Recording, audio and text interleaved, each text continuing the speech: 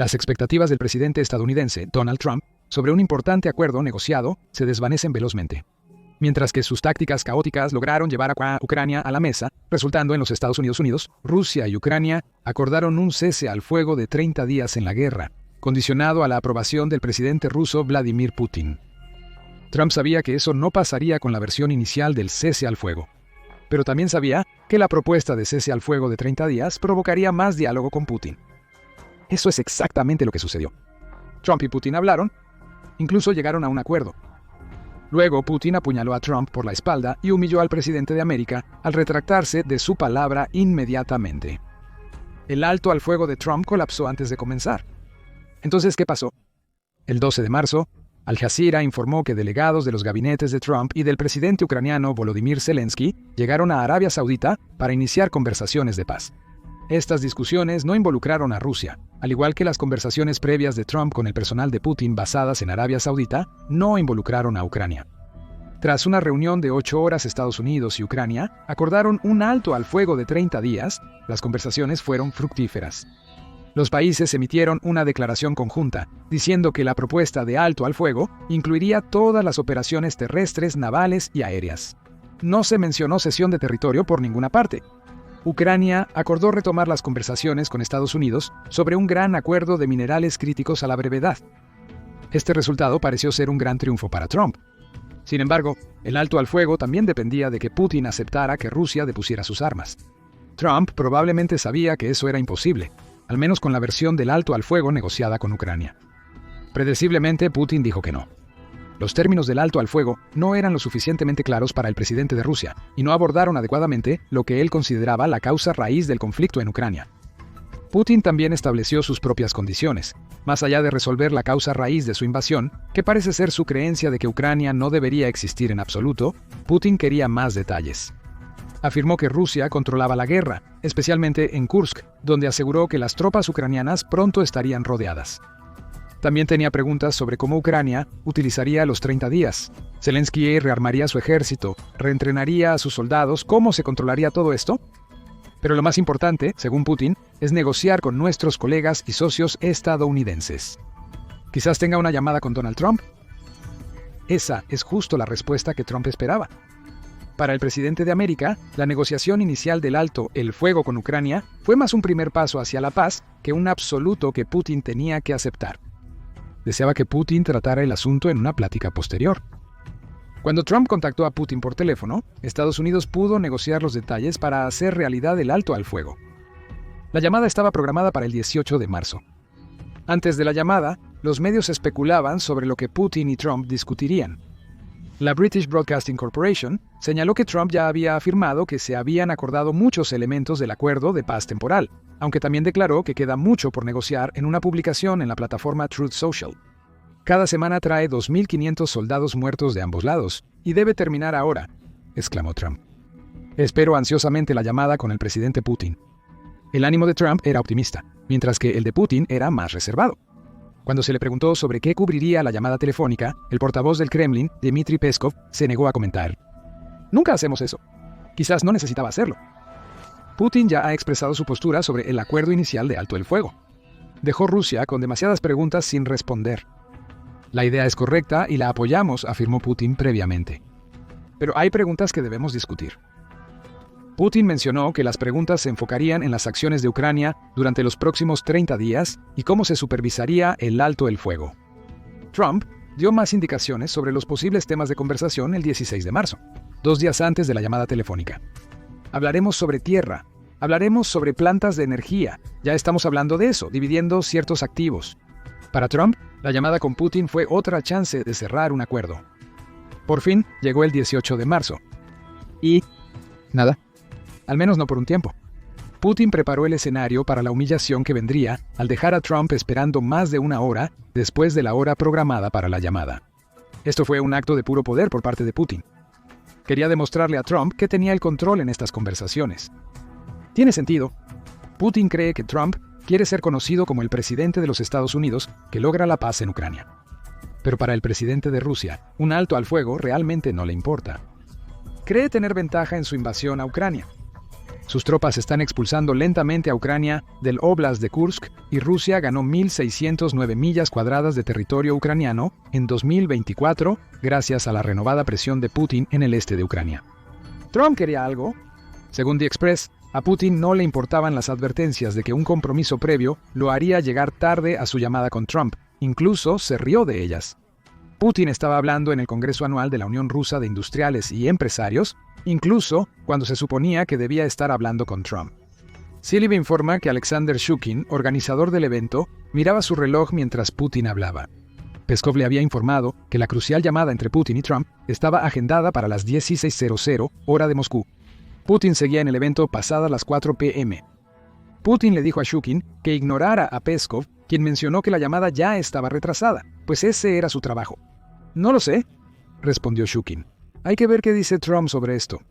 El séquito de Putin finalmente dejó el evento cerca de las 5 de la tarde, emprendiendo un viaje de 20 minutos de vuelta al Kremlin. Putin hizo esperar a Trump más de una hora antes de atender su llamada telefónica. Esa fue la primera ofensa de Putin hacia Trump. Había hecho que el presidente del país más poderoso del mundo se sentara y esperara mientras él pasaba el día en un evento ruso. La siguiente ofensa tras la llamada sería aún más humillante para Trump. Antes de eso, aún faltaba completar la llamada telefónica, y Trump logró pasar por alto el insulto inicial de Putin y comenzar las negociaciones. Aunque se desconoce el contenido exacto de la conversación, Washington salió de la llamada con buenas noticias. Putin acordó un alto al fuego parcial. Reuters informa que Putin le dijo a Trump que Rusia dejaría de atacar las instalaciones energéticas de Ucrania durante 30 días. No era el alto al fuego total que esperaban Estados Unidos y Ucrania. Sin embargo, fue un avance. Ucrania dijo casi inmediatamente que apoyaría la versión reducida del acuerdo de Putin. Si Rusia dejara de atacar la infraestructura energética de Ucrania, las fuerzas de Zelensky detendrían sus devastadores ataques a las refinerías de petróleo rusas. La Casa Blanca confirmó que durante la llamada se discutieron planes para conversaciones más amplias, aunque aún se desconoce cuándo podrían ocurrir o si Ucrania estará involucrada en las discusiones. El Kremlin confirmó el alto al fuego. Anunció que Putin ordenó detener de inmediato los ataques a la infraestructura energética ucraniana. Trump estaba jubiloso. En una entrevista con Fox News, afirmó que tuvieron una gran llamada que duró casi 2 horas. Otros comentaristas fueron un poco más escépticos. Christine Bocina, directora gerente del think tank del Fondo Marshall alemán, calificó el cese del fuego limitado como un pequeño avance. Esta llamada sacó a la luz lo difícil que va a ser Rusia como interlocutor y la general falta de voluntad de Rusia para hablar sobre hacer un progreso real en detener esta guerra, agregó ella. Bocina probablemente desconocía cuán proféticas serían esas palabras. Susan Colborn, quien es una experta en temas de seguridad europea en la Escuela de Políticas Públicas Stanford de la Universidad Duke, también estaba cautelosa. Fue sorprendente cuán poca concesión está pidiendo Trump a los rusos, aunque hayan invadido a su vecino. Ella tenía razón. Parece que se habló poco de concesiones durante la llamada telefónica.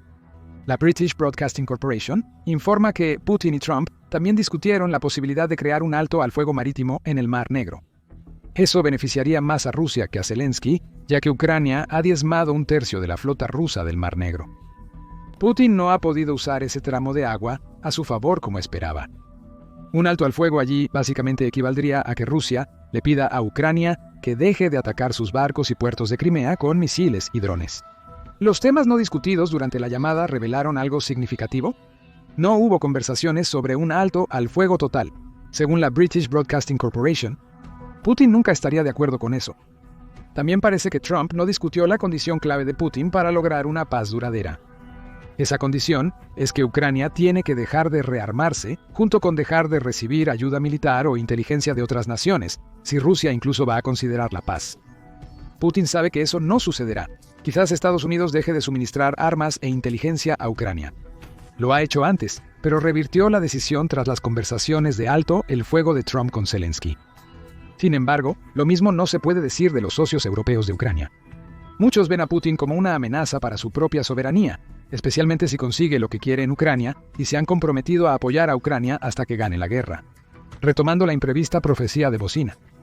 Se hizo realidad más rápido de lo que nadie esperaba. Putin no tenía intención de cumplir su parte del acuerdo de alto al fuego.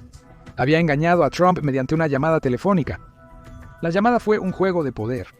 Putin lo utilizó para sondear la verdadera posición de América y cuánto presionaría para que hiciera concesiones. Cuando descubrió que Estados Unidos no iba a presionarlo, hizo un gesto de compromiso con un alto al fuego en la infraestructura energética que sabía que rompería. Sabemos que Putin tenía la intención de romper el alto al fuego porque ya lo ha hecho antes. El 19 de marzo, poco después de la llamada de Putin con Trump, Rusia lanzó un gran ataque con misiles, drones y bombas contra Ucrania. Las primeras horas de la mañana vieron una horda de drones descender sobre una estación de energía ferroviaria en Dnipropetrovsk, Ucrania. Los servicios de prensa en el área incluso informaron que Rusia lanzó un segundo ataque contra la estación de energía, mientras las cuadrillas ucranianas trabajaban en limpiar las secuelas del primero. Oleksandr Shevchenko, quien es el director adjunto y jefe de comunicaciones y experiencia del cliente en la región de Ulkasalinsk-Nizhny, ofreció una respuesta clara. Así luce el alto al fuego inmediato en toda la energía e infraestructura. A la 1:20 m Rusia atacó 2 veces las instalaciones energéticas del ferrocarril ucraniano en la región de Dnipro, mientras los bomberos y un tren de rescate trabajaban. Eso no es todo. Rusia atacó la estación de energía del ferrocarril y lanzó un ataque aéreo contra la infraestructura energética en Slaviansk. La ciudad, ubicada en la región de Donetsk, que Putin atacó durante todo el 2024, alberga a 100.000 personas. De acuerdo con Kiev Post, gran parte de la ciudad está sin electricidad. El ataque a Slaviansk se realizó con una bomba aérea, menos de una hora después de la llamada entre Trump y Putin. Menos de una hora. Eso es lo que tardó Putin en faltar a su palabra y traicionar a Trump. No hay dos formas de verlo. Esto fue una humillación masiva para el presidente de América. Tras colgar el teléfono, Trump probablemente pensó que por fin progresaba en sus negociaciones de paz sobre la invasión a Ucrania. Un alto al fuego en los ataques a la infraestructura energética no era un alto al fuego total, pero era un paso en la dirección correcta. Es una medida acordada por Estados Unidos y Ucrania. Pero mientras ambas naciones avanzaban, Putin se quedó atrás y aprobó un ataque que rompió el alto al fuego propuesto inmediatamente después de que había comenzado. Y esto tiene grandes implicaciones para el futuro de la guerra en Ucrania. Los ataques de Rusia en Slaviansk y Dnipropetrovsk mostraron a Trump que no puede tomar la palabra de Putin al pie de la letra. Eso podría sorprender a Trump. El 27 de febrero, Trump dijo a los reporteros que creía que Putin cumpliría su palabra sobre cualquier acuerdo de paz negociado. No lo creo. Trump le dijo a los reporteros en la Casa Blanca que cuando se llegue a un acuerdo, será un acuerdo, al ser cuestionado sobre la sugerencia del primer ministro británico Keir Starmer de que Rusia invadiría nuevamente Ucrania sin el apoyo militar estadounidense. Creo que él mantendrá su palabra. Lo conozco desde hace mucho tiempo y confío en que cumplirá. No creo que él regrese al hacer un trato, pienso que el trato se detendrá por el momento. Trump recibió una advertencia sobre lo erróneo de confiar en cualquier cosa que Putin le diga. En menos de una hora, Putin rompió su palabra sobre el cese al fuego de la infraestructura energética. ¿Cuánto esperaría Putin tras un acuerdo de paz para atacar nuevamente a Ucrania? Trump debe reflexionar sobre esto mientras saca el cuchillo que Putin le clavó en la espalda. Ucrania y Estados Unidos deben aceptar que los ataques de Rusia a la infraestructura energética ucraniana persistirán mientras buscan una solución. Esos asaltos ya han sido devastadores. Según The Oxide Group, que produce investigaciones analíticas, Rusia llevó a cabo 25 ataques masivos contra la infraestructura energética de Ucrania entre septiembre de 2022 y septiembre de 2024. Hace referencia a datos obtenidos del portal Energy Map, que sugiere que Rusia lanzó al menos 1.400 misiles y hasta 500 drones a las instalaciones energéticas ucranianas durante ese periodo. El grupo registró 11 de estos ataques masivos en 2022, con 5 en 23, más 9 hasta septiembre de 2024. Muchos más han ocurrido desde entonces. Y aún antes de concluir ese lapso de 2 años, la infraestructura energética ucraniana ya se debilitaba por los ataques rusos. Pero había puntos brillantes. Para abril de 2024, Ucrania había restaurado alrededor del 70% del daño causado a 1.000 unidades de equipo eléctrico en Ucrania, según el Kyiv Independent. El problema es que las reparaciones solo impulsaron a Putin a lanzar más de sus ataques enfocados en la energía. Lo vimos el día de Navidad en 2024. Sabiendo que millones de ucranianos al menos intentarían celebrar la Navidad en un momento en que las temperaturas regularmente caen por debajo de cero, Putin aprobó un ataque a gran escala y coordinado contra la infraestructura energética del país. El ataque iniciado a las 6 de la mañana cuando miles de niños ucranianos despertaban para abrir regalos, involucró 78 misiles y 106 drones, totalizando 184 municiones. Ucrania solo logró interceptar 113 de estas armas. Muchos de los misiles restantes impactaron objetivos clave, como plantas de energía térmica e hidroeléctrica de Ucrania, provocando cortes de energía rotativos de al menos 4 horas en varias zonas del país. En Kharkiv, más de 2.677 edificios residenciales perdieron su calefacción debido a los daños causados a las plantas de energía térmica de Ucrania. El golpe afectó a 500.000 hogares, principalmente departamentos, y Ucrania tardó días en restaurar la calefacción a todos los afectados. Ten en cuenta que este ataque ocurrió en pleno invierno. Esto demuestra que Putin no ha considerado seriamente un alto al fuego en la infraestructura energética. Atacar las instalaciones de calefacción y electricidad de Ucrania es una táctica muy valiosa para el líder ruso. Siembra el terror entre los ciudadanos y fuerza a Ucrania a gastar recursos valiosos en reparaciones. Los ataques del 19 de marzo en Sloviansk y Dnipropetrovsk solo demuestran que Putin no va a cambiar, sin importar lo que diga. Se anticipan más ataques contra la infraestructura energética de Ucrania, lo que implica que Ucrania continuará atacando las refinerías de petróleo rusas. En una batalla de ojo por ojo, Ucrania ha estado atacando algunos de los activos energéticos más valiosos de Rusia. Pero mientras Rusia está apuntando a activos que sirven directamente al pueblo de Ucrania, las fuerzas de Zelensky ponen su mira en las instalaciones responsables de transformar los millones de barriles de petróleo crudo que Rusia produce anualmente en productos utilizables. Los ataques ucranianos han sido muy efectivos.